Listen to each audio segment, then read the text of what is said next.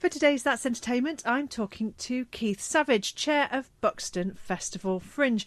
Well, Keith, I could ask you what's on, but with 400 plus acts, we'd be here probably till the end of the summer. So instead of discussing what's on, let's talk a bit about the Fringe.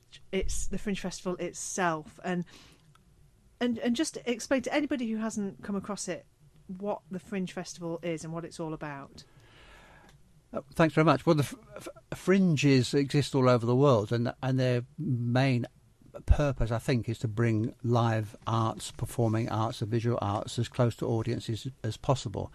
And it means that people that ordinarily wouldn't get the chance to see orchestras playing, or wouldn't get the chance to see a comedian standing up, or wouldn't get a chance to see a magician, can see all of those things very much closer to their own home. So fringes, I think, help break down the barriers between theatres and opera houses, important as they are, but bring stuff closer to audiences. So we have in Buxton, we're lucky to have performances that take place in caves, performances that take place in pubs, events that take place in private homes. So it means, I think, that people with any curiosity at all can seek out entertainment, can seek out things that would challenge and stimulate them very close to where they live, and often at very little cost. I remember seeing an amazing performance at Paul's Cavern with some friends' kids, and that's the beauty of the Fringe, isn't it? It's low cost, it's really accessible.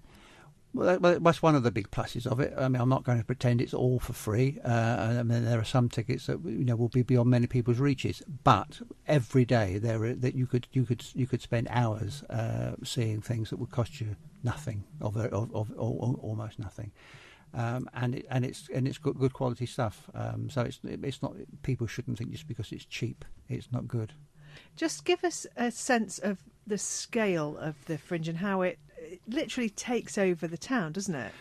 Well, I mean, we start on Wednesday, the 6th of July, and almost overnight, this orange colour appears all over the town, and people often laugh and joke with me when they see me out in my orange T-shirt on the 6th. Oh, I see the Fringe is back.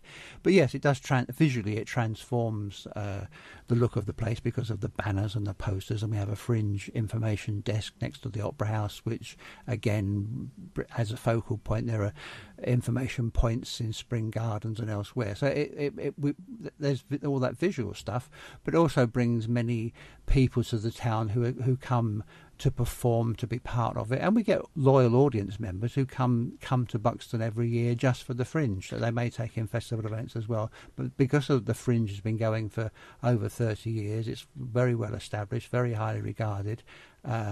It brings arts of all sorts. It brings comedy, it brings drama, it brings music, it brings all sorts of visual arts. It brings a huge audience, and that changes the town as well, because you just meet people that you don't see the rest of the time. And you say loyal audience, but also loyal performers who come back year after year, but also you've got new talent each year.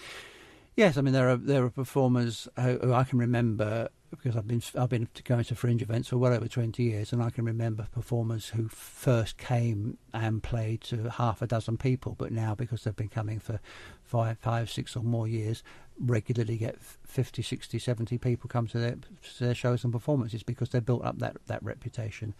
But equally, and it's an important part of what the Fringe does, new musicians, new comedians, new playwrights get a chance to do something and to see, are they capable of fascinating an audience? Are they capable of holding people's interest, entertaining people? Can they tell stories in a way that people are moved by? And it is important. I mean, if people have got to start somewhere, and it would be silly to say every show is going to be a brilliant success, but there are far many more hits than there are misses in a Fringe year.